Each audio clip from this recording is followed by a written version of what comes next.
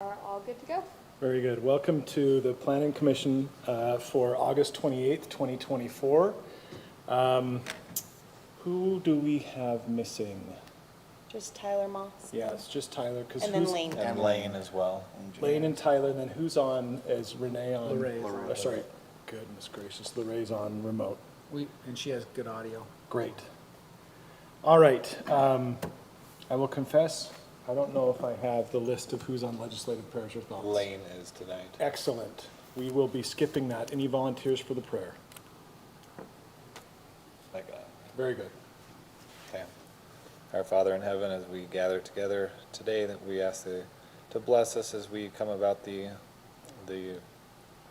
and look to be able to help the Centerville City and the Planning Commission. We're grateful for our opportunity to serve on this commission, and ask they'll bless us to be able to know of the things that we should plan today and be able to help this this company as they're looking to come to Centerville. We are grateful for the city of Centerville and the good people who are here, as well as the staff, and bless them in their jobs. And we say this in the name of Jesus Christ. Amen.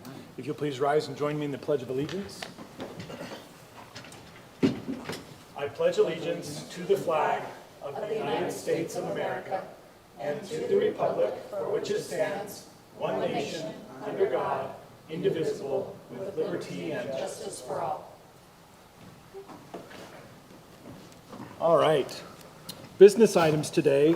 There are two on the agenda. A final site plan for the Hoskins trucks and the public hearing on the CUP Hoskins trucks. Mr. Eggett, are you taking this, or have we got is it DeWeese? Yeah. Awesome. Yes, Who's but on no. item 1? I am. Who's on item 2? I am. Excellent. Mr. Eggett, you have the floor. Easy to remember. Great. So the applicant is Caden on this, as you noted, and then Greg Day has been helping with the engineering. They're both here tonight. The property owner is Kenny Knight, and he's also here tonight. So if you have any questions, those three definitely know what's going on with the site. It's located at 1175 West, 500 North, 1.88 acres, very high zone. And you can see the recommendation is to approve the final site plan subject to approval of the conditional use permit. So the applicant desires to use the existing site as a used truck and vehicle dealership. The business owner is planning on displaying up to 50 trucks at a time at this location. You can see there's an existing building that's 6,365 square feet, chain link fence around the site, some existing hard surface. The building is currently considered non-conforming, can remain as is, but before the occupancy use type is changing, then a new certificate of occupancy would need to be required, and that would also require the site to come up to code for landscaping, drainage, parking, etc., the things you have in your packet that are reported. So there are multiple upgrades that are being provided to the area, and the improvements are listed in on page 2, at the top of page 2. Up to and including a new sidewalk and curb gutter, improved trash receptacle, and a larger public parking space area, enhanced landscaping, and a better drainage site utility. So there are significant upgrades being proposed here. This matter came before the Planning Commission, if you remember, back on April 10th for conceptual site plan review for those that you were here. And at that time, it was approved as such by the Planning Commission to move forward. As you look at the general plan guidance for the area, specifically the West Centerville Neighborhood Plan, this is to the area west of I-15. The plan's first goal is to enhance Centerville City Business District. As noted, it explains the goal is primarily to maintain and eventually upgrade the conditions and appearance of the buildings and yard areas while being sensitive to the needs of existing business and property owners. And the neighborhood plan continues to declare preserving the economic viability of a now aging development area is critical to the success of the neighborhood. We feel that the effort here being undertaken by this applicant is in alignment with the general plan. It is kind of an aging site that was previously used as a marine shop, and this could add some new vitality and use to the site that could be of benefit to the West Side District. Moving on to the table of uses, as you look under CZC 12.12.040, used truck dealership falls under the category of vehicle rental or sell use limited. And the definition is interesting because it does capture trucks. It says establishment primarily engaged in the retail seller rental from the premises of used motorcycles, automobiles, and or light trucks, along with incidental service for maintenance. Typical uses are small independent dealers or used motorcycles, automobiles, and light trucks. As I previously noted, this is a conditional use category in the commercial very high zoning. Moving on to the off-street parking and loading, we have provided an off-street parking and loading staff review report dated 8/22/24, which shows compliance with the requirements of parking for this site.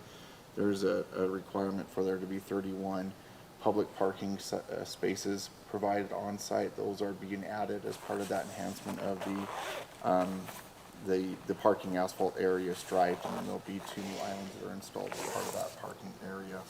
Those dimensions are shown in the plans. Additionally, the handicap parking space requirements are met and then provided. Landscaping screening, the site requires 10% minimum percentage.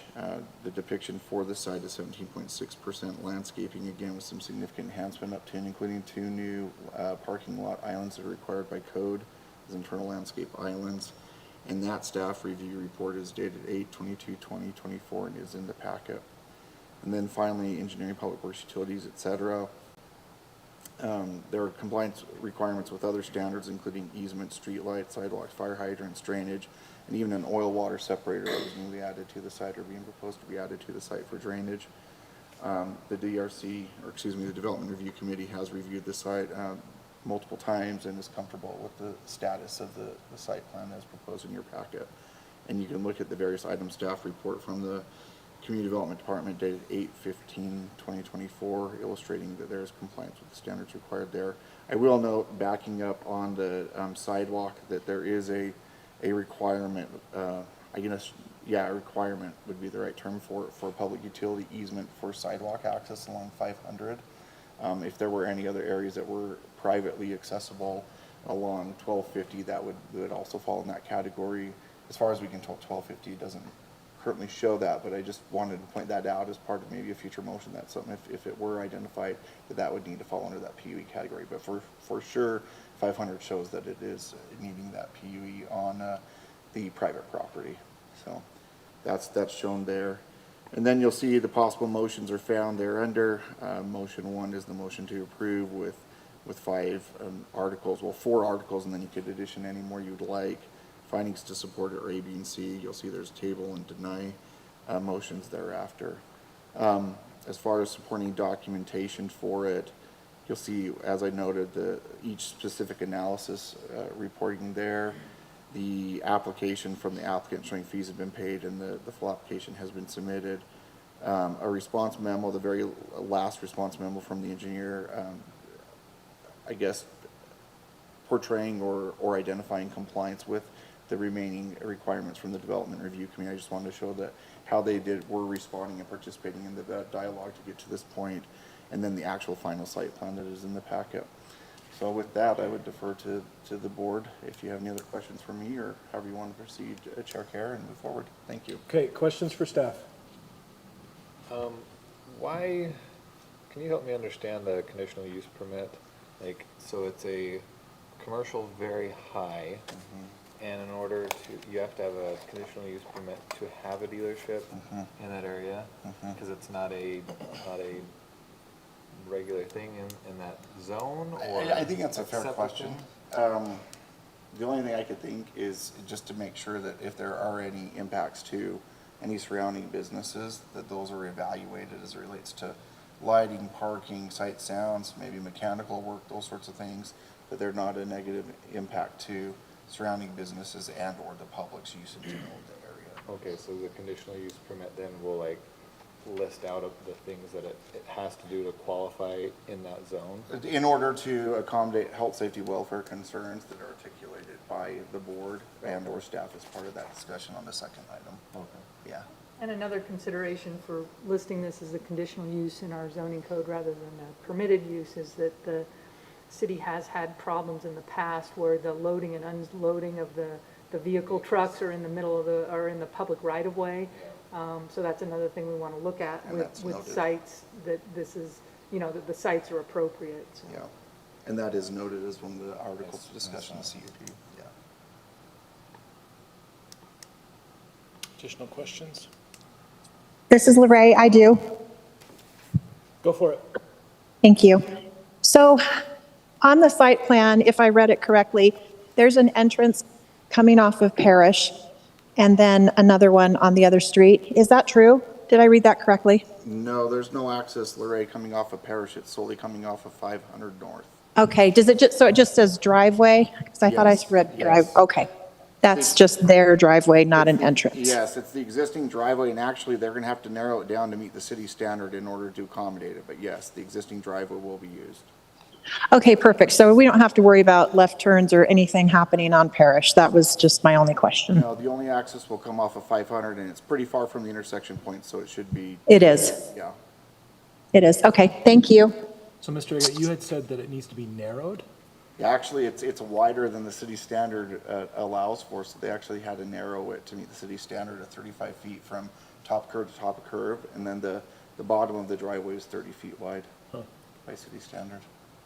Kind of So, interesting. are they going to be able to unload on-site if they chose to? I know that that's mentioned in the, The CUP, if you'd like to discuss that now, currently, you certainly could ask We the can- applicant that, we but, can wait.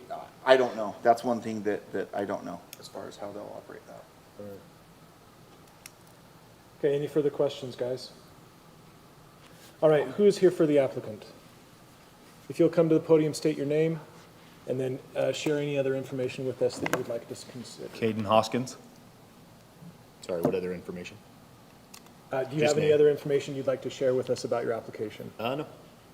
Not that I don't think you guys already know. Okay? Any specific questions? Yeah, any questions for the applicant? Well, there's the question about operation. Will you be using carrier trucks to bring vehicles on and off the site? Most of our vehicles, I don't know if you guys are familiar with West Bountiful or auction that's out there. Most of our vehicles are just driven by people from that auction, 95% of them. So very few are transported in on trucks. So it would be occasional. Yeah, probably 2 times a month, 3 times a month. And I don't think that they'll have a problem getting into the 35-foot driveway if that's what you're asking. So, And you are able to do it in going through the driveway and not offloading them on 500? yeah, they could pull in and turn around in the lot. We do it right now on 500 North in Bountiful, so, yeah. Okay. Yeah, they're pretty skilled drivers most of the time, so sometimes we'll go out there and help them, but yeah. Yeah, so. Okay, any further questions? Lorraine, any questions for the applicant?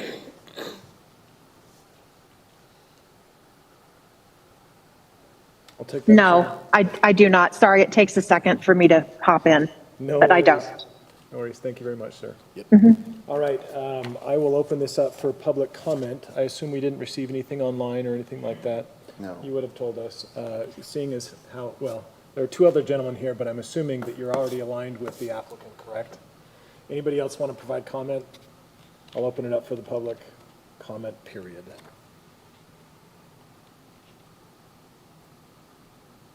Waiting the obligatory 7 seconds, that's not really obligatory, but I will close the public comment period. I think we should just proceed to our discussion. Anybody have any qualms about this? I do not. I don't. No. Matter of fact, as he mentioned, it was a marine shop before, and we had taken our boat down there several times, and it's saddened to see that it's just a dilapidated land, and seeing that someone's gonna come in and do something with it, I'm like, finally, this is great. Yeah, I was encouraged as well. I have no qualms. Seeing everybody nodding yes, I'll take a motion. I just have one Oh, comment or yes. question. I just wondered if we could more affirmatively state condition number 2, that the applicant shall provide a public access easement for city council approval, and then maybe at the end, prior to building permit, just so we have an end date of when, so they don't get to start until they provide that, that pedestrian access easement.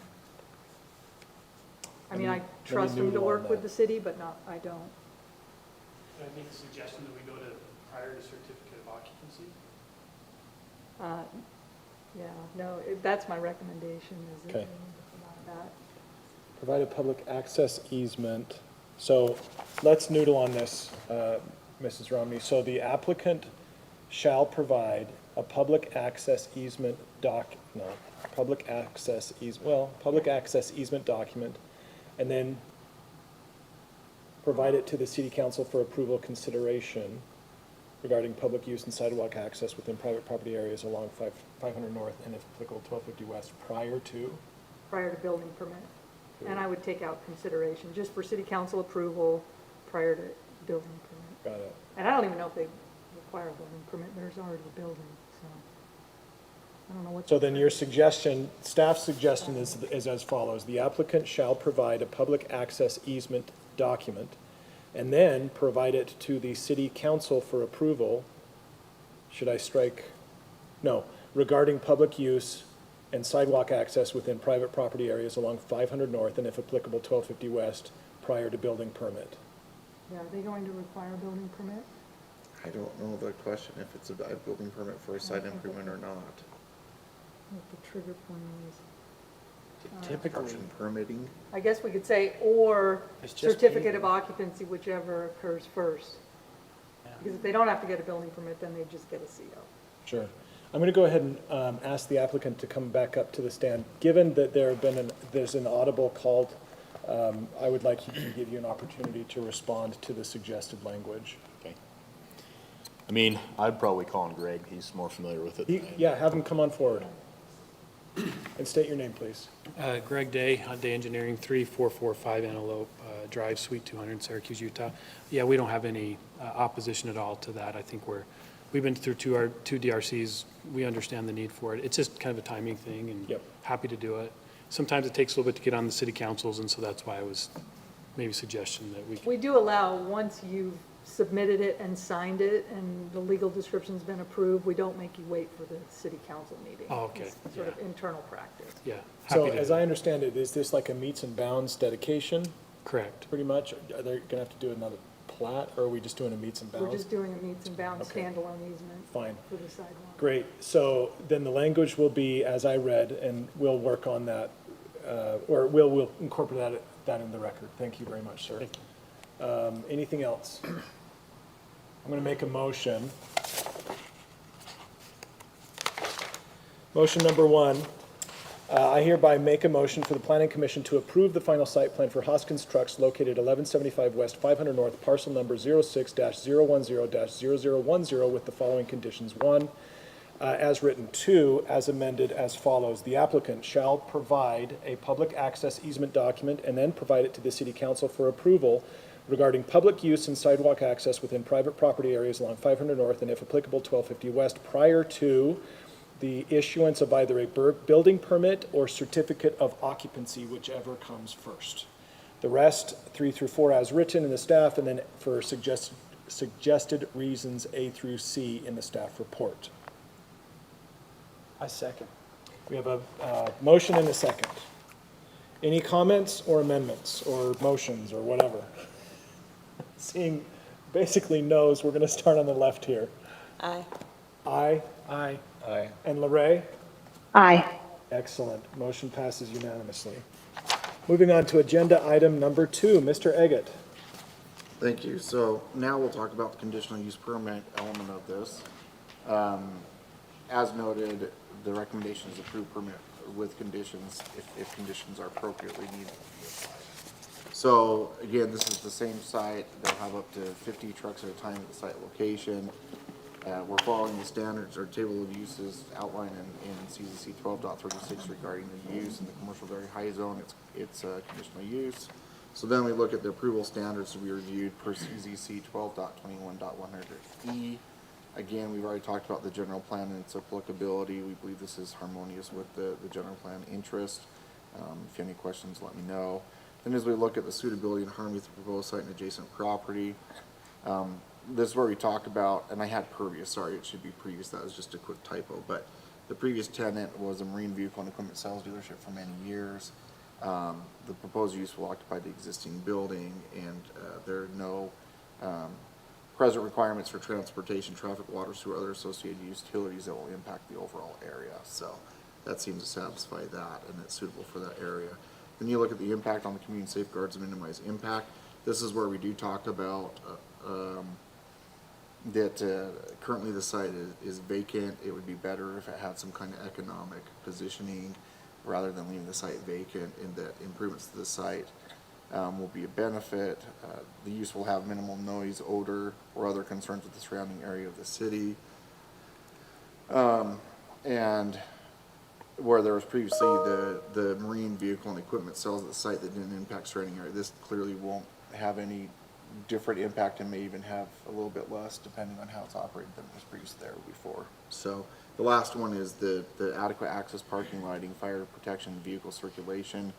As was discussed about transport trucks, you'll see the first paragraph is focusing pretty much on that, just making sure that they come in off hours, that there's no impacts to traffic flow or hazards on the delivery processes where appropriate.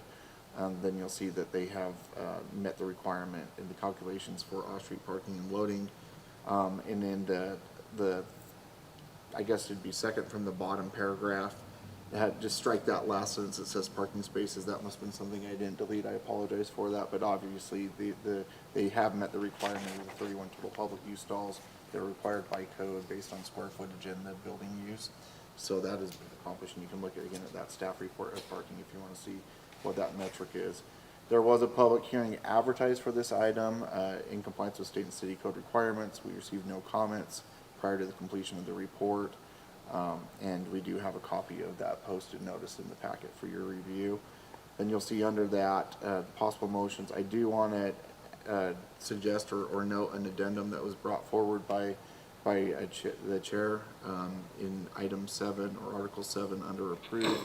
I identified CZC 12.62.060. That should actually be amended to be CZC 12.21.100 article I. As far as the revocation clause of a conditional use permit. But everything else is as submitted. You'll see the findings supporting the approval thereunder is Articles A through E. Then you'll see the motion for table and the suggested motion for denial. And supporting documentation in the packet is, again, those same reports. The public hearing notice advertisement is found in the packet. The application from Mr. Hoskins, the statement from Mr. Hoskins, and then the owner affidavit from Mr. Knighton. So with that, I would turn it back over to the board if you have any other questions for me and go from there. Thank you. Any questions for staff? I'll lead out. The primary concern I have for use like this is twofold.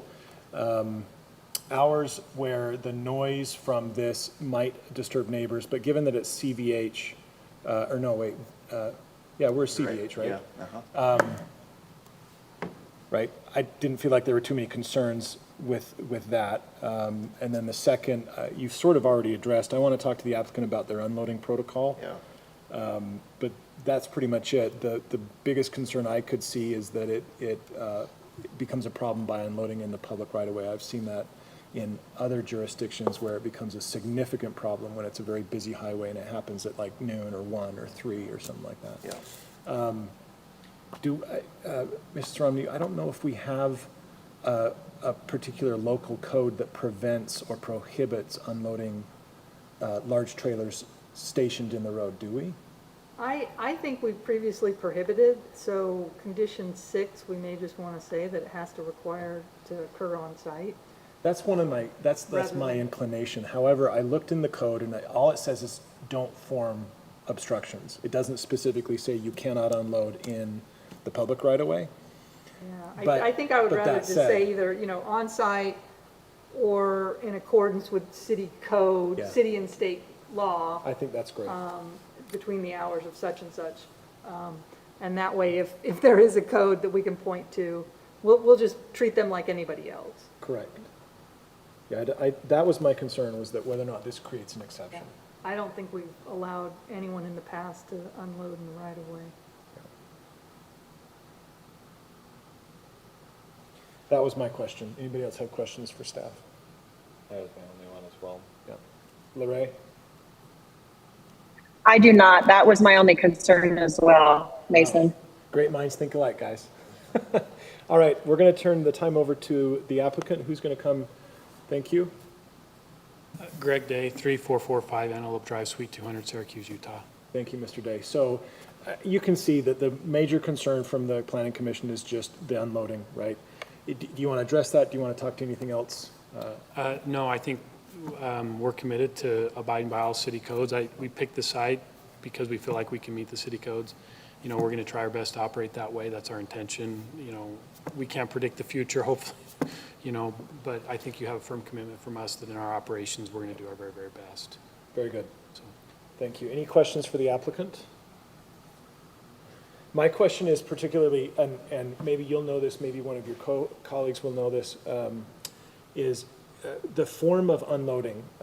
We've had different applicants in front of us that have said, well, it's going to be these long trucks with 8 of them on it, or it's going to be one of these flat beds that tilts up and then goes and, you know, brings the car down. What kind of apparatus are you guys anticipating using? yeah, that's a great question. I'm going to defer that to Caden. If you want to come up, I think, I'll step up. Do I need to state my name again? Yes, please. Okay, Caden Hoskins, 973 West, 1950 North, West Bountiful. As far as the vehicles being transported, they are transported on big semi-trailers. But yeah, like I said, we would just commit to having them pull all the way into our parking lot. And they're going to have to turn around there anyway, so we'll have them unload in. Perfect. Then that solves all the problems. Thank you. Any other questions? No. Well, no? No. No. Thank you, sirs. All right, I'm going to open this up for the public hearing. If anybody would like to come forward, state your name.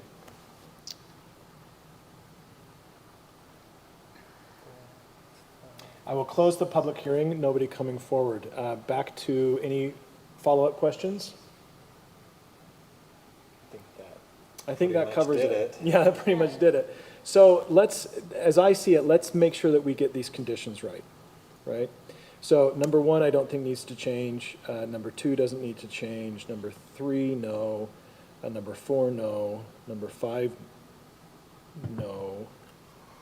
Number 6, the unloading and unloading of vehicles for sale shall occur on site. Perfect. I mean, Lisa was saying something like to comply with city and state codes, right? Yeah. Or to comply, yeah, because I Loading mean, and if unloading we don't have a for sale. code that states it, Yeah. we don't want to just limit them to going on site. Sure. In case they get like 700 trucks because they're just selling them like crazy. You could just say, required to occur on site in accordance with city ordinances between the hours of 10 PM and 7 AM, if desired to have that additional Yeah. time frame. The property across the street did have, in the past, previous proposal for residential, a mixed-use development, so there could be residential. A mixed use going into CVH? Well, That'd be previously, great. it was previously proposed. Okay. The one across. And approved, but then they Across from didn't Yeah. build it because it required a hotel. Well, that's sort of like moving next to a dairy farm. Yeah. You get what you get. All right, so the language I hear us landing on could be something like the loading and unloading of vehicles shall occur on site, or otherwise in accordance with city ordinances within the time of, between the hours of 10 PM and 7 AM.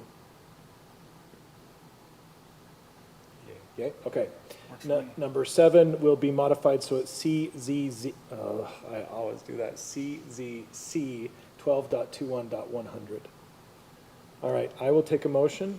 Anybody want to do it, or should I just lead out? You should just leave All it, right, 'cause you got I'll make a motion I hereby make a motion for the planning commission to approve a conditional use permit for Hoskins Trucks located 1175 West, 500 North, parcel number 06-010-0010 with the following conditions. 1 through 5 as written. 6 amended as follows. The loading and unloading of vehicles shall occur on site or as otherwise in accordance with city ordinance within the hours of 10 PM and 7 AM. Number 7, as written, except that the final reference shall be 12.21.100 for the suggested reasons as noted in the report. I'll take a second. I second that. Okay, we have a motion and a second. Any further discussion? I see shaking heads. I will start on this end. Aye. Aye. Aye. Aye. Lorraine? Aye. Very good, passes unanimously. Thank you, gentlemen, for your time. Got it. Thank you, gentlemen, for your time. Just coordinate with the city on those additional items. Thanks, everyone. Yep. just one other thing. I just want to thank you guys. I don't know if we'll be back here, but we appreciate you guys, your time and your efforts. Serving on the planning commission is very tough. And thank you for staff for being organized and helping us along. Thank you very much. Very good. Have a good night. Good night. All right. Moving forward to Community Development Director's Report, item 1. Ms. Riggett. Just want to let you all know that we are planning to bring back both of our code our zoning code amendment, our zoning text amendment proposals at our next meeting on the 11th. Yes. So they're coming back. That was a delightful conversation we had. The long one. So we've done work on both of them, and hopefully we'll bring you back at least a step in a further direction the right way that maybe gets the eyes on it in the right direction. So that's the goal. One other thing that I heard talked about before we started the meeting, which I think maybe the planning commission should just be aware of. We are also on more the city council level looking at street trees and how to grapple with the discussion of street trees. There's been a lot of I think, meeting discussions about it, and Lisa is working hard on trying to go literally through the eye of the needle to figure out a solution to both sides of the issues on it. So, You're talking about in the drive strip, right? yeah, in the park strip. It's quite there's a lot of thoughts and feelings and even emotions on both sides of it, and yeah, we'll see how that goes. But, Is our tree board still functional? Do we have a tree? We have a tree Yes. board, right? yeah, Okay. And so the Yeah. tree board has been involved in this, and Okay. they sent up a mixed recommendation of Got it. approval. The only, the impetus comes from the Landmarks Commission. So, because we're not functional, and I don't think I was ever released off of that commission. I don't think were you ever released off of it? Yeah, No. it just kind of went. I was just curious if the tree board still existed. Yeah.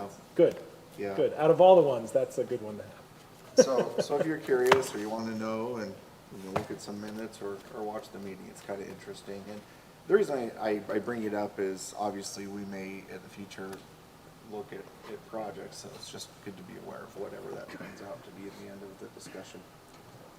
Okay, Other than that, I don't have anything other to share. okay. Do you want to go over your training? Yeah, Awesome, let's dive in. jump into this fun guy.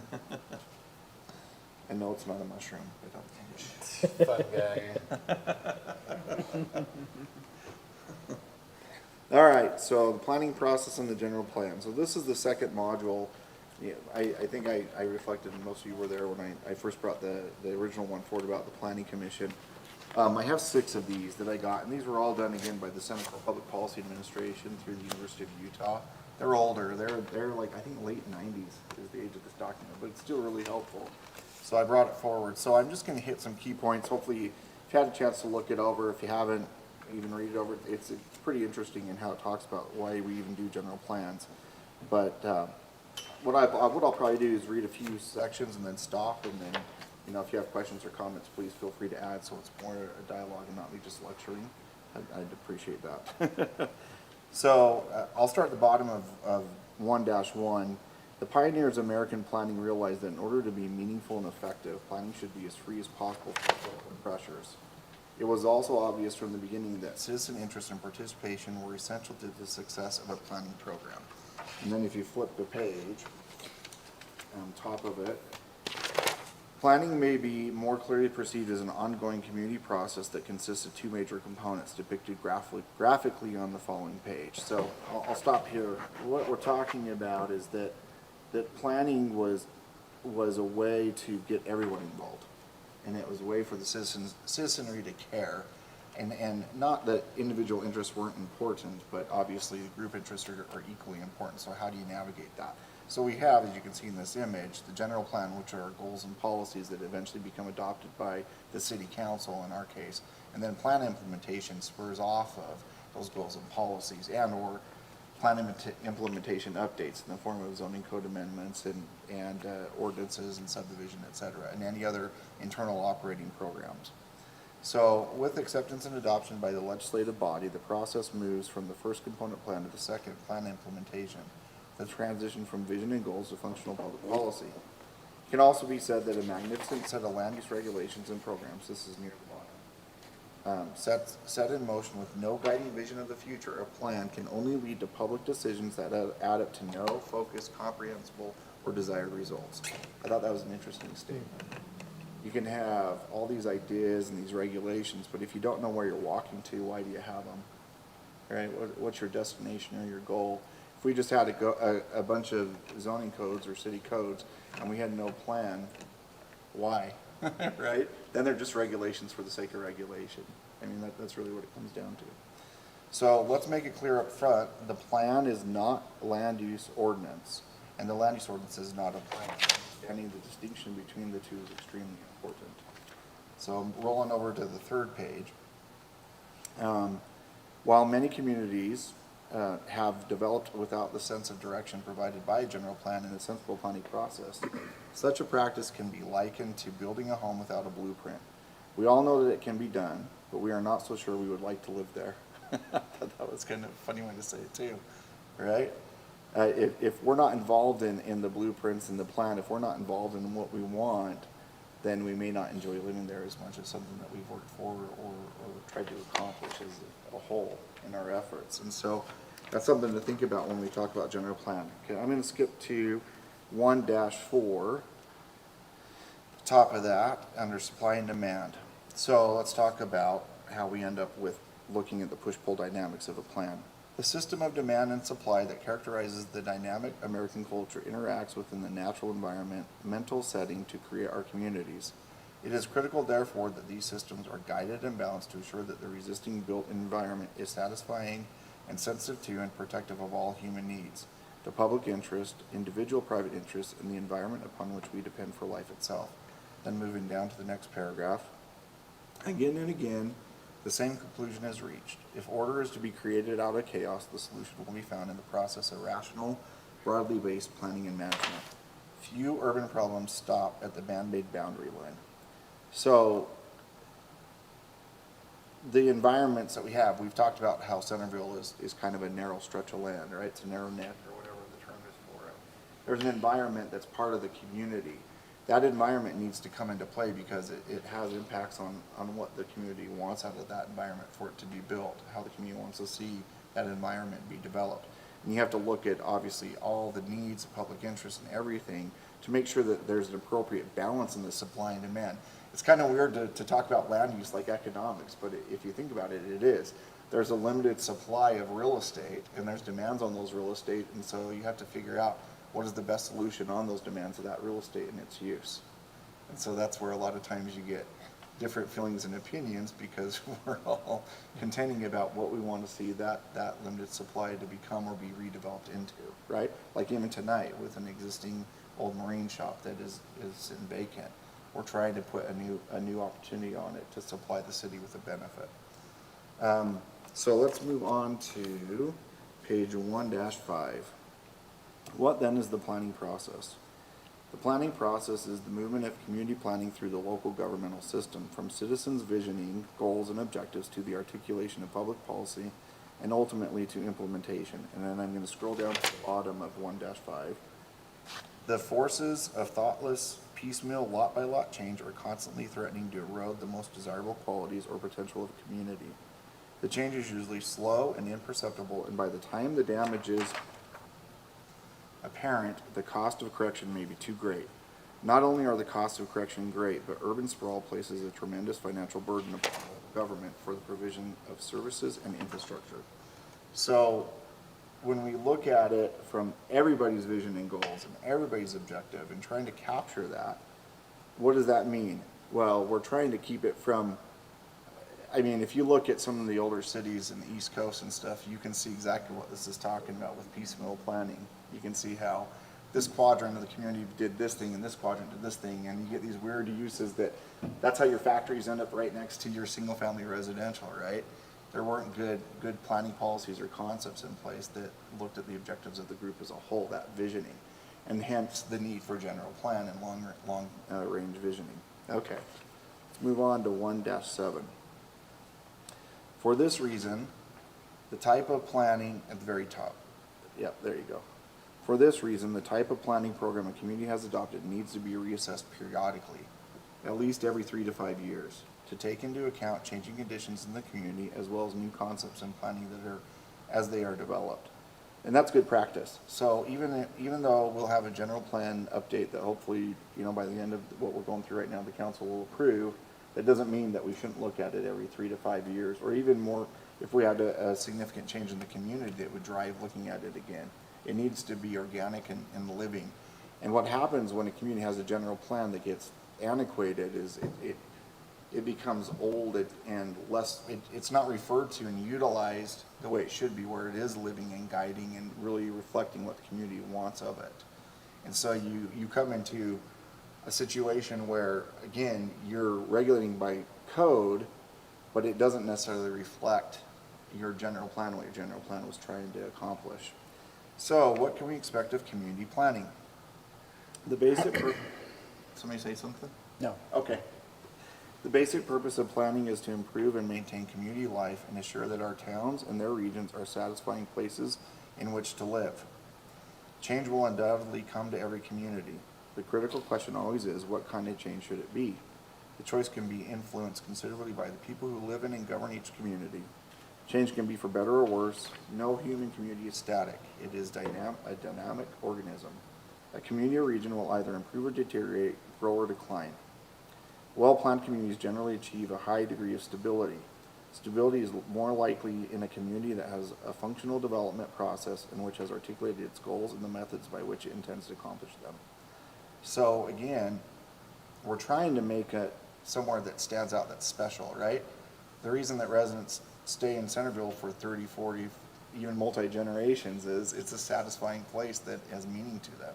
So how can we, in our role, continue that trend, and how do we capture that with planning documentation that assures or protects what makes the city dynamic and satisfying, but also allows it to be stable to continue to progress and operate the way it needs to looking forward. Again, really, we're talking about balances that are really interesting to consider. And so we need to be aware of change, but do it in a way that maintains that stability. So, you know, people don't get excited, or we have other even issues, whether it be land use or financial, et cetera. Okay, let's move on to 1-8. Planning cannot solve all the ills of any community.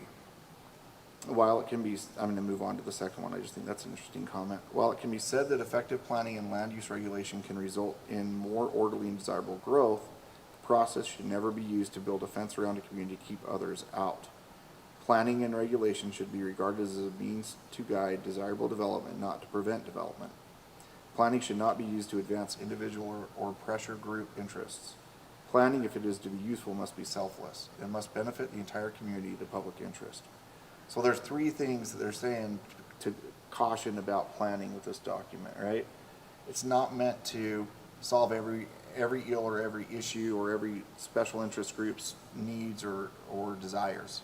It's not the role of planning. It's trying to look for the greatest good for the greatest amount of people.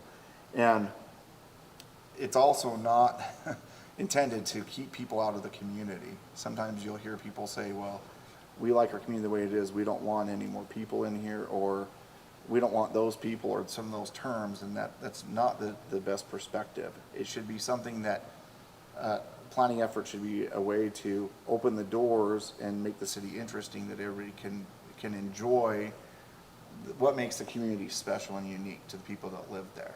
And if others want to be a part of that, then in some ways they should be invited to be a part of that.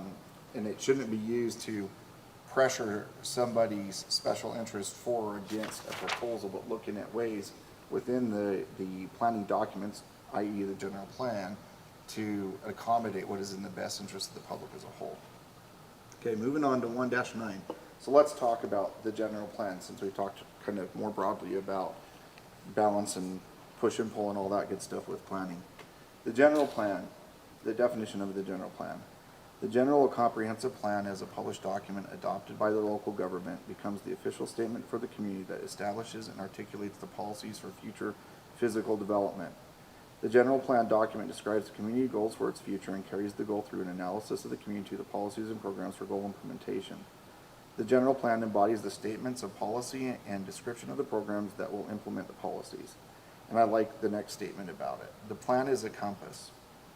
The plan is a compass for the community. It indicates the course a community has chosen and is a navigational tool which aids in following the course of development chartered by a community's representatives and its people. No two communities need follow the same course, but without goals and a plan, it is difficult to know what course, if any, a community is following. It is also difficult to identify the point at which the community wanders from its goals. This does not mean that once set, the course cannot be altered. So that's interesting too. It's a compass that guides us, again, like I talked about at the beginning, to goals that we're seeking. I think it's interesting, it says, It is also difficult if to identify the point at which the community wandered from its goals. In other words, if you don't have a clear understanding of your compass and where your compass is taking you and how it's taking you there as a tool, you'll get lost in it and you won't value it, and then you won't end up at your desired goals and objectives. So you have to be really cautious about that. And also, you've got to make sure your compass is Centerville's compass. It's not Bountiful's compass, it's not Farmington's compass, it's Centerville's compass. And so you need to stay true to that compass and what that general plan says, because it's the city's. It should be valued and sacred as such in its development. Okay, looking at the next paragraph, just above the purposes of the general plan. Yep, right there. That document adopted by the local governing body must be designated to be understandable, published, and made available to the public at large, and still remain a policy statement useful as a guide to officials of the community.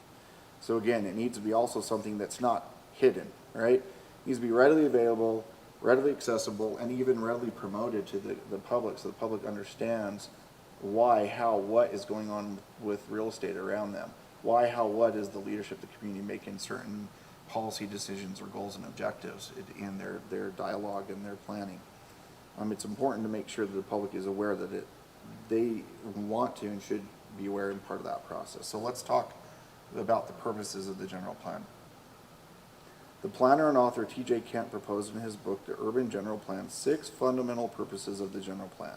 Number 1, to improve the physical environment of the community as a setting for human activities to make it more functional, beautiful, healthful, interesting, and efficient. So I think that's pretty self-explanatory.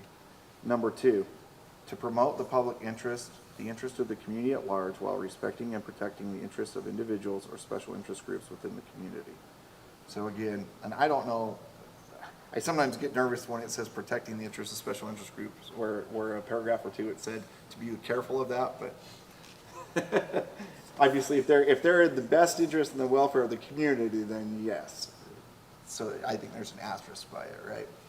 Number 3, to facilitate the democratic determination and implementation of the public policies that guide the community's physical development. So that one's interesting. It's a policy instrument that, again, elected officials and even boards like the Planning Commission need to recognize as having that democratic determination. That's an interesting term. That it helps to identify how Centerville wants to continue to grow and develop and even change. What is the right path for it? And in some ways, the council and the Planning Commission become protectors and arbiters of that trust by the community in that document. Okay, number 4, to bring professional and technical knowledge to bear on the making of political decisions concerning the physical development of the community. So we talked about that. That's pretty straightforward. To affect political and technical coordination in community development. And then the last one, to inject long-range considerations into the determination of short-range actions. I thought that was interesting wording. It's to think about, obviously, what are the long-range goals and what little steps do we have to take in a short-range planning environment to accomplish those goals, right? So if we look at the West Neighborhood Plan as a district, what we did today could be argued as a short-range action to strengthen the goals, the long-range plan goals of the West Side neighborhood area of the city, West Side Plan. So steps to plan preparation. This is a quote by Fred H. Baird Jr. In his book, Planning Cities. If you're going to plan well and plan for action. If you aren't going to plan well and plan for action, don't mess with it. So I think that's pretty straightforward. In other words, think about it. Really study that trust that you're given in decisions you make. Know what it means, and if you're not willing to do it, maybe being in a position of trust as a board member or a council member might not be the best place for you if you're not ready for that. Okay, let's talk about this cycle. I go back up in, yep, right there. Okay, so this cycle, even though they do have 6 steps, I don't necessarily fully think that steps 1 through 3 are locked in that order. They kind of are fluid, just to let the Planning Commission know. Even our current team did research and analysis as step 1, but or I guess it'd be step 2, and then step 2 was step 3. But anyway, the 6 steps are step 1, problem issue identification, and this is sometimes called scoping, where you look at the old plan, you look at current policies and codes, and you say, okay, where are things not linking and making sense? Where are the challenges of the community? Where are the opportunities of the community? They may even do interviews of staff or local leaders or officials in the community to get a better feel for it. Step 2 is public input citizens' goals. So in our current general plan process, they attend public meetings, be it like an event at the park. 4th of July is a good one, a Halloween event. They like to attend those and try to get input from the community at those. What do you think about this? What do you think about that? Where can it be improved? I don't know if you've seen any planners do work, but a lot of times they'll have sticky notes and you write something on it and then they'll stick it on the board and then they'll organize it in a list of what category it fits. Well, what they're trying to do, obviously, right, is counts of similar requests or ideas, like, we need more parks. Well, if there's 50 people saying we need more parks and 5 saying we need more bus lines, it's pretty clear what the public thinks are issues and concerns, and those should be validated and valued as part of a general plan process. They did that at the 4th of July, Yeah. the night for the, what was that, the night for the kids, or? Yeah, it might have been, the night, the third, the right? fam- yeah, The the third. family night with the movie. Yep. Yeah. And I think that our current plan, they have one more. They have 3 that was part of their proposal document, and so they're gonna do one more with more of a draft plan. They're planning to do that around Halloween, just so everybody knows. The third one, research and analysis, that's where they do a community profile. So in that case, they would come through and look at historic structures, look at the topography and the environment, look at how massing of buildings has occurred over the years, and see how the practice in the land articulates and reflects what the old general plan wants. And clearly, if there's things that don't evidence correctly or link up, that gives them guidance on what the new general plan probably needs to reflect going forward. So it again, lets you diagnose opportunities and challenges and possibilities when you look at all those different elements and you have that feedback. So step 4 is synthesis and conclusions. That's where they start to do a draft document. So our current general plan, that's the process we're in right now. So our general plan team, the lead on it, has actually started to talk to Sydney and me about, okay, we're kind of thinking this in this area and this in this area. What are your guys' thoughts? This is what we're hearing. What do you as the professional planners think? Or can you go get, more feedback from the leaders in the community to help us to know what to do with this area where it's a little unclear? So they're starting to bring it all together.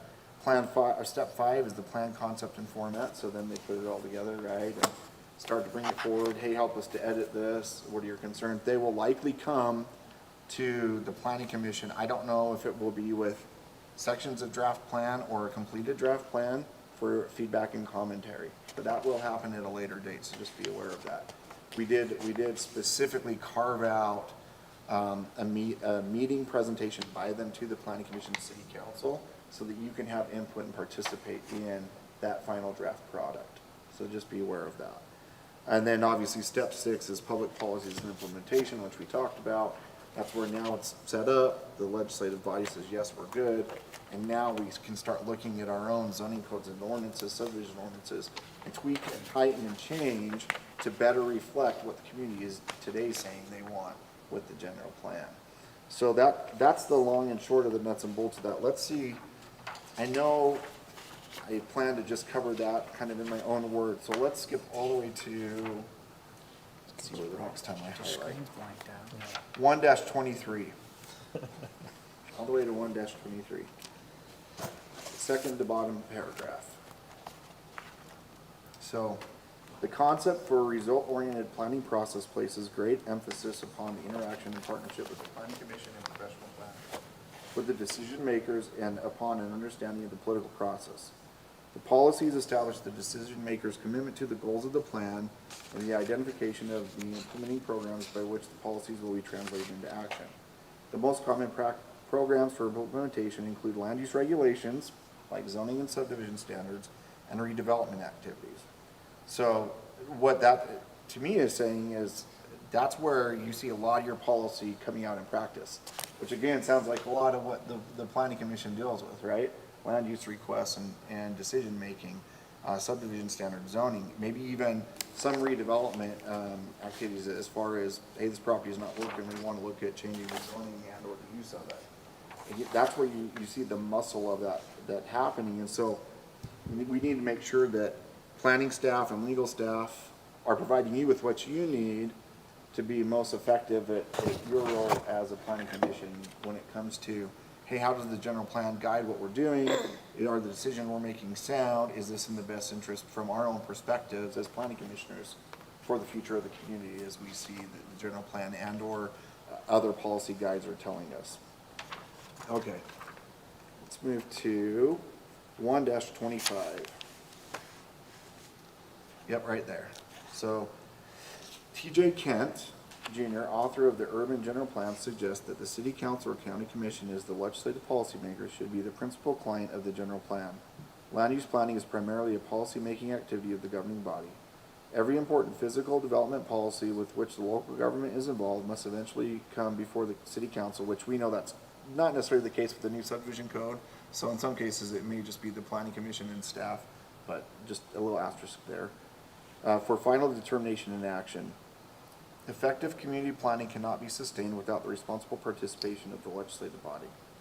And then moving to the bold part. The general plan thus should be conceived primarily as a legislative policy document rather than a complex technical instrument to be understood only by the professional staff and possibly some members of the Planning Commission. I thought that Only was some of us have said. Did you know that's a subset? I thought that was a strong comment. It again comes back to everybody in the community should care, and I know everybody doesn't, and it's got a lot of technical language and that sort of thing, but what I get from this saying is, as a legislative policy document, if we are the people and we are our leaders, then we, as a legislative group, should be part of that process and not be intimidated by it, but try to understand it and talk about it amongst ourselves as a community. Okay, we're almost there. Let's go to 1-29. This is the summation of my presentation. I'll read this last paragraph. Very bottom. The plan is a legal defense. I thought this was interesting. Establishing a general plan prior to the adoption of a zoning ordinance is not only good planning practice, but it is the best legal defense of a zoning ordinance. Land use regulations will enjoy a far more secure position in the event of legal challenge if they are supported by a thorough and approved community general or comprehensive plan. The courts normally are not inclined to question policies and programs contained in an adopted general plan or an ordinance based on such a plan unless the particular zoning provision is clearly arbitrary or exceeds the police power. So, the general plan can be used as a legal tool and can be used by a court as it relates to zoning ordinances. And so you need to make sure that we're following our zoning ordinances, but if we can show that our zoning ordinances reflect our general plan as good planning practice, it even creates a more defensible posture for the city, which is really interesting. So again, if you have a good sound general plan and you're following it, it becomes even more difficult legally to be challenged. So I thought that was really interesting. Let me just see if there's anything else. Really not. I mean, you could read the Fred Bear comment on 1-30 if you get a minute. And then the stuff at the end after that, yeah, that quote, if you get a minute, it's kind of interesting. The general plan the 1-31 page, 10-90-401, the code is definitely outdated, and the citations, for the most part, probably are right, but I would definitely not rely on this. Go to the state legislature's website if you're curious to read all about general plan. It's 10-98-400 series, and you can read about it in full there. I just didn't know. And then obviously if you're curious about counties, they're in 1727A, probably the same 400 series. So with that, that's all I have. I don't know if there's any questions or comments or your thoughts as a planning commission, but thank you for listening to me share that. Very good. Thank you, Mr. Appreciate Mayor. it. Appreciate it. That's good. It's good stuff. All right, we're moving on to agenda item D, minutes of the prior meetings. Did everybody take a look at the last minutes in the agenda? Anybody have any modifications? I wasn't present, so. Fair enough. But did you see any typos? I didn't see anything that needed to be remedied. Okay, I'll take a motion. I move to accept the minutes as written. Very good. I second the motion. We have a motion and a second. Discussion? All right, everybody in agreement, say aye. Aye. Aye. Very good, that's unanimous. All right, I'll take a motion to adjourn. I second. Well, why don't you move I first? apologize. I moved the motion. I second the apology. Very good. Everybody in agreement, say aye. Aye. Aye. Aye. Adjourned. Thanks.